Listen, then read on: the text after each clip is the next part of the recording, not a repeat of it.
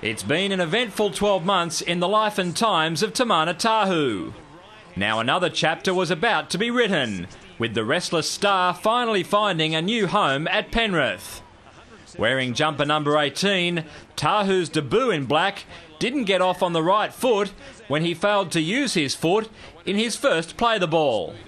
That gave Cronulla ammunition to attack the Panthers' line, and they found some wide open pasture on the ex-Parramatta and Newcastle centres side of the field. Numbers to the left, they have to score. Gallen for the corner, he will get there. Tahu thought he had atoned by snaring a try inside the first 10. However, the obstruction call against Luke Lewis was an obvious one. 5 minutes later, though, Penrith got what they were looking for, thanks to the simple tactic that served them so well in 2010. Williams lost it backwards, and if Simmons didn't touch it in the initial contest, he has a try for Penrith. After getting back on level terms, the Panthers then endured a horrid 10 minutes, which was triggered by a rare display of enterprise from the once stodgy Sharks. Here is Tupou again, Jennings in his face. So was Nigel Plum, now a ball flung out the back wildly. Tupou, basketball pass for Kelly, he shows it and dives through the air to score for Cronulla. After knocking off the Premiers 5 days earlier, Cronulla's confidence was rising like the Aussie dollar.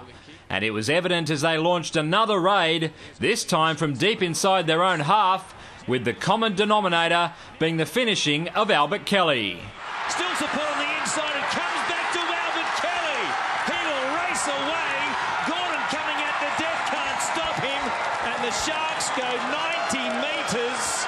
The young pivot had his fingerprints all over the Sharkies' next score as well, with his brilliant pass keeping their attack alive, before Nathan Gardner finished it off on the next tackle with almost embarrassing ease. Last play, Gardner going one way, coming back the other. The Sharks are absolutely tearing them to shreds. That astonishing Cronulla blitz took them out to a handy halftime lead of 24-6. Yet instead of returning with an infusion of vigour, Penrith were just as pitiful after the break. Here's Gallen, short ball again, reaching out, Colin Best keeps the tries on coming for the Sharks.